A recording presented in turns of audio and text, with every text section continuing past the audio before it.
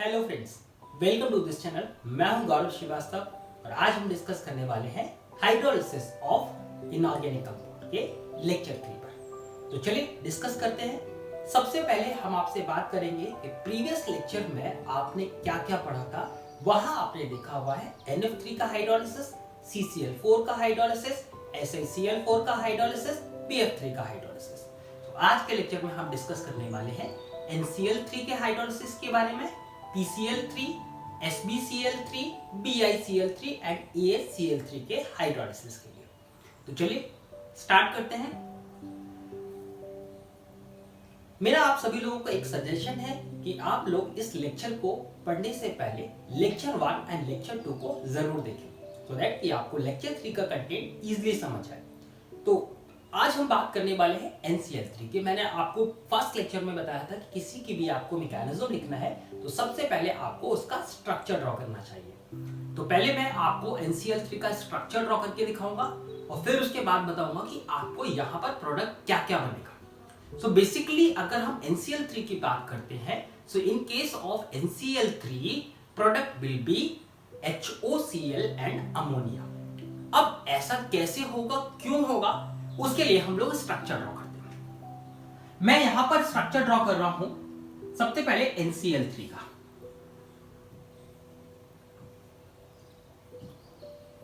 अब NCl3 के structure को अगर आप देखेंगे तो बिल्कुल सेम एज NF3 है। ये देखिए, ये कैसा है, sp3 हाइब्रिडाइज। यहां पर क्या है, दिस इज 2p ऑर्बिटल, ये कैसा है 3p ऑर्बिटल। अब 3p ऑर्बिटल है तो आप समझ गए होंगे कि यहां पर मैं 3d वेकेंट ऑर्बिटल की भी बात कर रहा हूं। अगर आप वाटर का रिएक्शन कराते हैं नाइट्रोजन एटम पर, तो वाटर नाइट्रोजन पर जब अटैक करना जाएगा तो ऑब्वियसली बात है वो नाइट्रोजन के पास कोई भी वेकेंट ऑर्बिटल तो है नहीं, साथ ही साथ उसके पास एक लोन पेयर ऑफ इलेक्ट्रॉन है। तो वाटर जब अटैक करने जाएगा तो नॉन अवेलेबिलिटी ऑर्बिटल होने की वजह से और साथ ही लोन पेयर होने की वजह से डायरेक्टली वाटर नाइट्रोजन एटम पर अटैक नहीं कर पाएगा। अब अटैक करने के लिए क्या चांसेस बन रहा है, सिर्फ और सिर्फ क्लोरीन एटम। अब क्लोरीन क्यों है, क्योंकि यहां पर वेकेंट d ऑर्बिटल अवेलेबल है। अब मैकेनिज्म तो SN2 ही है। अब SN2 मैकेनिज्म है तो आप समझ गए हो कि यहां पर क्या बन रहा है, ट्रांजिशन स्टेट, देन उसके बाद फाइनल प्रोडक्ट बनेगा। तो मैं आपको यहां पर इसकी मैकेनिज्म दिखा रहा हूं। मैकेनिज्म को जरा ध्यान से समझिएगा। मैंने ऑलरेडी यहां पर इसकी मैकेनिज्म ड्रॉ कर दी हुई है। तो जरा पहले स्टेप में देखिएगा, मैंने आपको पहले बोला हुआ है कि दिस वाटर डायरेक्टली नाइट्रोजन पर अटैक नहीं कर पाएगा। तो यहां पर मैंने क्रॉस का साइन लगाया हुआ है कि ये अटैक तो होगा नहीं, हाँ, बट ये क्लोरीन पर अटैक करेगा। जैसे ही क्लोरीन पर अटैक करेगा तो यहां पर एज अ प्रोडक्ट क्या बन रहा होगा, NCl2 माइनस और ClH2O पर पॉजिटिव चार्ज लगा हुआ है। अब आप बोलेंगे यहाँ ट्रांजिशन नहीं बन रहा होगा, मैंने यहाँ पर ट्रांजिशन बना के दिखाया नहीं है, बट बेसिकली ट्रांजिशन तो फॉर्मेशन होगा ही होगा। आप जरा ध्यान से देखिएगा, अगले स्टेप में क्या होगा, दिस हाइड्रोजन, आपको पता है ऑक्सीजन मैक्सिमम 2 बंड बनाएगा, तो दिस हाइड्रोजन निकल के कहां जाएगा, इस नाइट्रोजन के पास। यहां क्या बना प्रोडक्ट, Cl2NH। अब इसी प्रोसेस को आप रिपीट करेंगे। पहले स्टेप में क्या किया आपने, एक क्लोरीन को यहां से एलिमिनेट किया हुआ है तो एक इसकी जगह हाइड्रोजन आया हुआ है। दूसरा क्लोरीन करेंगे तो दूसरा हाइड्रोजन, तीसरा क्लोरीन करेंगे तो यहां पर तीसरा हाइड्रोजन आ जाएगा, मतलब अमोनिया का फॉर्मेशन हो रहा है। साथ ही साथ यहां पर HOCl will be the by product. अब जरा ध्यान से देखिएगा कि मैं अगर NF3 की बात कर रहा हूं तो NF3 के केस में लेक्चर 1 में मैंने बताया SN1 मैकेनिज्म थी और उस केस में आपके पास प्रोडक्ट बन रहा था N2O3। यहां क्या बन रहा है, NH3। सिमिलरली अगर आप NBr3 या Ni3 की बात करते हैं जो कि थोड़े रेयरली एग्जिस्ट करते हैं, तो उन केस में भी अगर हम बात करेंगे तो वहां पर भी अमोनिया का ही फॉर्मेशन होगा। तो ये था आपके पास NCl3 के बारे में। अब इसी के बारे में मैंने थोड़ा एक्सप्लेनेशन आपको दिखाया हुआ है कि नाइट्रोजन पे कोई नॉन वेकेंट ऑर्बिटल नहीं है तो उस केस में वाटर डायरेक्टली अटैक नहीं कर पाएगा, बट क्लोरीन पर अवेलेबिलिटी ऑफ वेकेंट ऑर्बिटल होने की वजह से ये अटैक करेगा और फाइनल प्रोडक्ट क्या बना, यहां पर HOCl। So now the next one is formation of H3PO3 and HCl। अब हम H3PO3 या HCl बनाने की बात कर रहे हैं तो ऑब्वियसली बात है कि हम यहां बात करने वाले हैं हाइड्रोलिसिस ऑफ PCl3 की। अब PCl3 के केस में होगा क्या, मैं फिर आपसे वही चीज बोलूंगा, क्या करना है आपको कि यहां पर PCl3 का स्ट्रक्चर ड्रॉ करना है। जैसे ही आप PCl3 का स्ट्रक्चर ड्रॉ करेंगे तो आपको क्लियरली दिख जाएगा कि यहां पर ये तो हो गया sp3 हाइब्रिडाइज, देखो ये sp3 हो रहा होगा, ये लोड पे आ गया। अब आपको पता है कि फास्फोरस ट्राइवेलेंट भी होता है और पेंटावेलेंट भी होता है, मतलब sp3 भी बन रहा होगा, sp3d भी बन रहा होगा, लेकिन according to the inert pair effect sp3d मतलब पेंटावेलेंट फास्फोरस ज्यादा स्टेबलाइज कर रहा होगा। अब जरा एक और बात करते हैं, यहां पर मैं बात करूंगा तो ये कैसा है 3p, मतलब 3p देखते ही मेरे दिमाग में क्या बचा, मेरे दिमाग में घंटी बज गई और क्या बोला हुआ है कि यहां पर डायरेक्टली वाटर अटैक कर पाएगा क्योंकि यहां पर वेकेंट ऑर्बिटल है, यहां पर भी वेकेंट ऑर्बिटल है। लेकिन अगर आप देखेंगे तो ये वाला क्लोरीन स्लाइडली नेगेटिव चार्ज हो रहा होगा, इस पर स्लाइडली पॉजिटिव चार्ज जनरेट होगा, क्यों, माइनस आई इफेक्ट है, जबकि NCl3 केस में ऐसा नहीं हो पा रहा था, क्यों, नाइट्रोजन और क्लोरीन की इलेक्ट्रोनेगेटिविटी ऑलमोस्ट सिमिलर होगी, तो उस पर इस चीज का इफेक्ट ज्यादा नहीं पड़ेगा, बट यहां पर इफेक्ट आएगा, मतलब फास्फोरस यहां पे एज अ इलेक्ट्रोफाइल की तरह ट्रीट कर रहा होगा, PCl3 एज अ इलेक्ट्रोफाइल होगा। वाटर कैसा है, न्यूक्लियोफिलिक, तो न्यूक्लियोफाइल कहां जाएगा, इलेक्ट्रोफाइल के पास। फास्फोरस पे चार्ज डेंसिटी कैसी हो रही होगी, बहुत कम, तो ऑब्वियसली बात है कि वाटर फास्फोरस पे अटैक करेगा, जैसे ही फास्फोरस पे अटैक करेगा सो अटैक करने के साथ ही साथ यहां पर जो प्रोडक्ट का फॉर्मेशन हो रहा होगा वो क्या बनेगा, H3PO3 और HCl। अब जरा इसकी मैकेनिज्म देखिए तो और क्लैरिटी आपको आएगी। मैंने यहां पर इसकी मैकेनिज्म दिखाई, तो पहले स्टेप में वही सेम केस, वाटर फास्फोरस पे गया, ये क्लोरीन एक अच्छा लीविंग ग्रुप था, लीव कर गया, जैसे ये लीव करेगा तो यहां आप देख पा रहे होंगे फिर से ऑक्सीजन कैसा हो गया हुआ है, मतलब 3 बॉन्ड बना रहा होगा, तो ये वाला जो हाइड्रोजन था ये हाइड्रोजन निकल के कहां जाएगा, इस Cl के पास, मतलब बाई प्रोडक्ट आपको क्या मिल गया, HCl। अब अगले स्टेप में क्या होगा, देखो एक क्लोरीन को हटाया तो आपके पास क्या मिला, एक OH, जैसे दूसरा क्लोरीन हटाएंगे दूसरा OH, फिर तीसरा क्लोरीन हटाएंगे तो तीसरा OH, so the final product क्या बना है, POH का होल थ्राइस, मतलब इसको हम लोग बोलते हैं फास्फोरस एसिड। अब जरा फास्फोरस एसिड के केस में अगर आप बात करें, अब देखो फास्फोरस एंड फास्फोरिक में आपको डिफरेंस समझना है। फास्फोरस का मतलब क्या हो रहा होगा, जिसमें H3PO3 होगा, मतलब आपके पास 3 OH ग्रुप आपको दिख रहे होंगे। अगर आप फास्फोरिक एसिड की बात करोगे तो उस केस में H3PO4 की बात कर रहे हैं, ठीक है।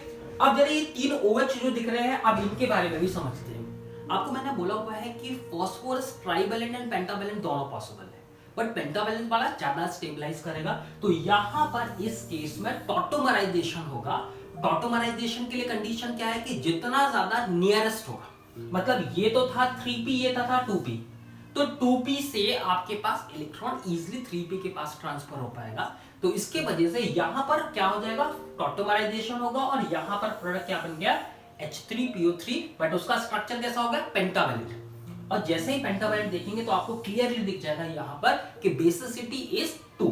अगर आप इस स्ट्रक्चर को देखेंगे तो अकॉर्डिंग टू यू यहां पर क्या हो रहा है, 3 रिप्लेसेबल हाइड्रोजन है, तो ऑब्वियसली बात है यहां आपको बेसिसिटी 3 दिख रही होगी, इसका एन फैक्टर 3 है, but actually an factor is 2। क्यों, क्योंकि दो ही हाइड्रोजन कैसे हो रहे हैं, रिप्लेसेबल, ये देखो दोनों हाइड्रोजन रिप्लेसेबल है, इसीलिए कैसा हो जाएगा, डाइवेलेंट, मतलब मैं इसको बोल रहा हूं इसकी बेसिसिटी 2 होगी, या मैं इसको बोल सकता हूं कि n factor will be here 2।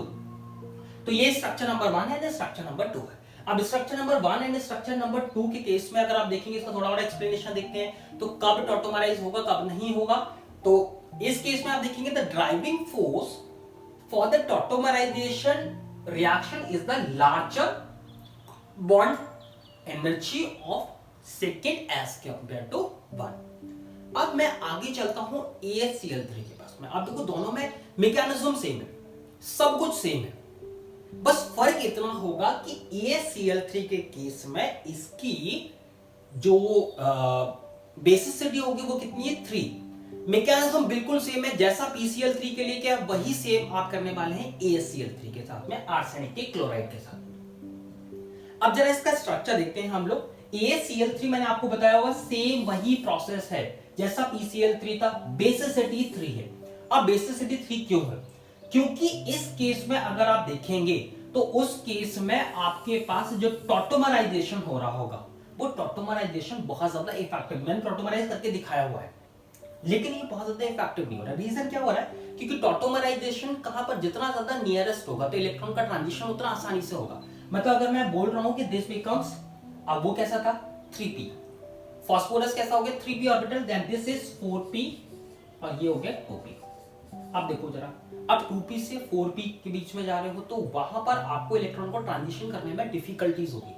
तो मतलब यहां पर जो टॉटोमराइज होगा वो बहुत इफेक्टिव नहीं है। मतलब टॉटोमराइज का जो प्रोडक्ट बन रहा होगा वो अच्छा नहीं बन रहा होगा अकॉर्डिंग टू जो, अगर आप इस स्ट्रक्चर को देख रहे होंगे तो यहाँ पर तो आपको दिख रहा होगा कि इसके बेसिस 2 होने चाहिए, बट ये वाला स्ट्रक्चर ज्यादा फेवरेबल होगा, इसीलिए इसकी बेसिसिटी कितनी हो रही है 3, जबकि H3PO3 के केस में बेसिसिटी कितनी होगी 2।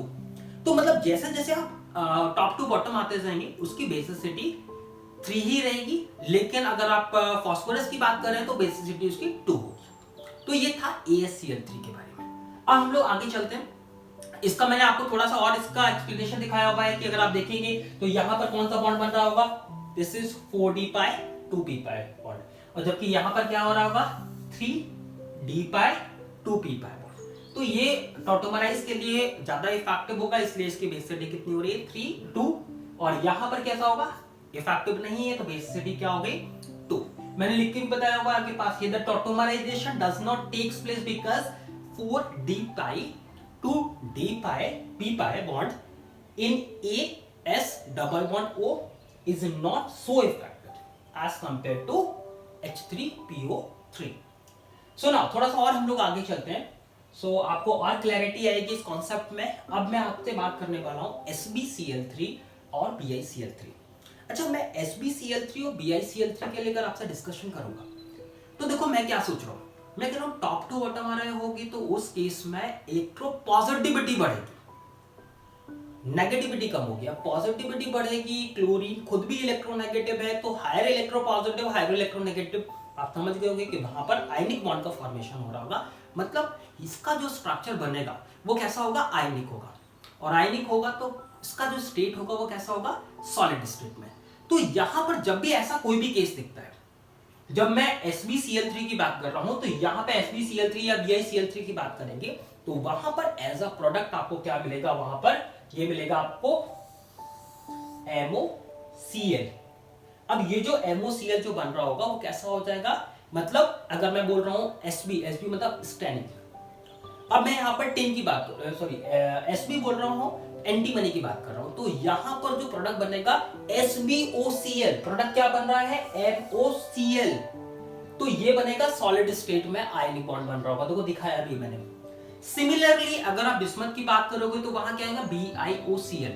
तो मतलब रिएक्शन अगर आप देखेंगे तो रिएक्शन हो क्या रहा है कि MCl3 दिया हुआ है, इसका हाइड्रोलाइसिस करेंगे तो इट बिकम्स MoCl, मतलब SbOCl, एंटीमनी ऑक्सीक्लोराइड और बिस्मथ ऑक्सीक्लोराइड। ये आप लोगों ने क्वालिटेटिव में भी पढ़ा हुआ था क्योंकि वहां पर उसका व्हाइट प्रेसिपिटेट आएगा।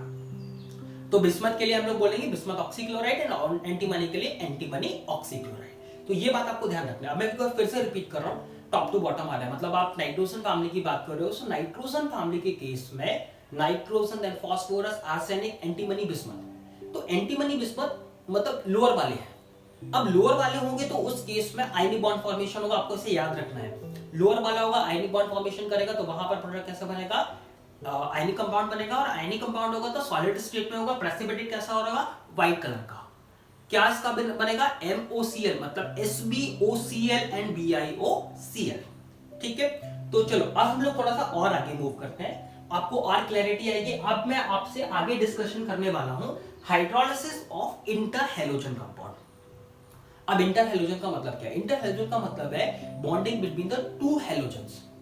अब दो हैलोजन, जैसे मैं आपको बात कर रहा हूं ICl3, अब आयोडीन भी कैसा है हैलोजन है, क्लोरीन भी कैसा है हैलोजन। अब ICl3 के केस में अगर आप देखेंगे तो एक हाईली इलेक्ट्रोनेगेटिव है, एक कम इलेक्ट्रोनेगेटिव है। तो बेसिकली इनका जो स्ट्रक्चर फॉर्मेशन होता है वो कैसा होता है AXN। अब AXN इसका जनरल फॉर्मूला है इंटरहैलोजन कंपाउंड का। और एक बात ध्यान रखना है, यहां पर N की वैल्यू क्या होगी, हमेशा ऑड नंबर आपको यूज करना है। मतलब यहां अगर हम बात करेंगे तो क्या क्या बन सकता है, N की वैल्यू क्या होती है 1 3 5 7 कुछ भी ऐसा ले सकते हैं। तो जब भी आप ऐसा कुछ भी लेंगे तो, और हेलोजन कैसा है, हेलोजन मींस हाईली इलेक्ट्रोनेगेटिव। ए कैसा है, ए इज लोअर मतलब लेस इलेक्ट्रोनेगेटिव, ठीक है, ए लेस इलेक्ट्रोनेगेटिव है, एक्स हाईली इलेक्ट्रोनेगेटिव है, एन कैसा है, ऑड नंबर है। तो यहाँ क्या क्या बन सकता है, AX3, AX5, AX7 इस तरीके से होगा। अब जब भी आप इनका हाइड्रोलिसिस कराएंगे तो ऑलवेज हमेशा ध्यान रखना है आपको कि जब भी आप हाइड्रोलिसिस कराते हैं तो उस केस में जितनी इसकी ऑक्सीडेशन नंबर होगी, किसकी, ए कैसा है मतलब लेस इलेक्ट्रोनेगेटिव, तो लेस इलेक्ट्रोनेगेटिव वाला हमेशा एसिड का फॉर्मेशन करेगा। अब कैसा एसिड है, ऑक्सी एसिड, ऑक्सी एसिड होगा तो उस ऑक्सी एसिड का जो ऑक्सीडेशन नंबर होगा वो सेम होगा। जैसे मैं आपको एग्जांपल दिखा रहा हूं, यहां पर भी इसकी मैकेनिज्म अगर आप देखेंगे, मैकेनिज्म सेम वही SN2 टाइप की जा रही है, यहां पर भी ट्रांजिशन स्टेट बनेगा। मैं आपको इसकी मैकेनिज्म दिखा देता हूं, थोड़ा और क्लियर हो जाएगी। देखो क्या होगा, पहले स्टेप में आप देखो जरा, AX, यहां पर X कैसा है, स्लाइटली नेगेटिव चार्ज होगा, A पर क्या होगा, स्लाइटली पॉजिटिव, तो ऑब्वियसली बात है वाटर कहां जाएगा, A के पास। ट्रांजिशन स्टेट बन गई, और ट्रांजिशन स्टेट बनने के बाद यहां पर फाइनल प्रोडक्ट क्या बना, AOH, मतलब ऑक्सी एसिड का फॉर्मेशन हो रहा है। अब जरा ध्यान से देखो, मैंने आपको एक सेंटेंस रिपीट किया हुआ है कि AX3, अब N तो 3 है यहाँ पर, अब 3 है तो पहले तो मैं सबसे पहले इसका प्रोडक्ट आइडेंटिफाई करने के लिए मैं हर जगह इसकी मैकेनिज्म नहीं लिखूंगा। मैं क्या कह रहा हूं, इसकी आपको क्या करना है, ऑक्सीडेशन नंबर एनालाइज करना है। सो यहां पर A का ऑक्सीडेशन नंबर कितना होगा, ऑब्वियसली बात है +3।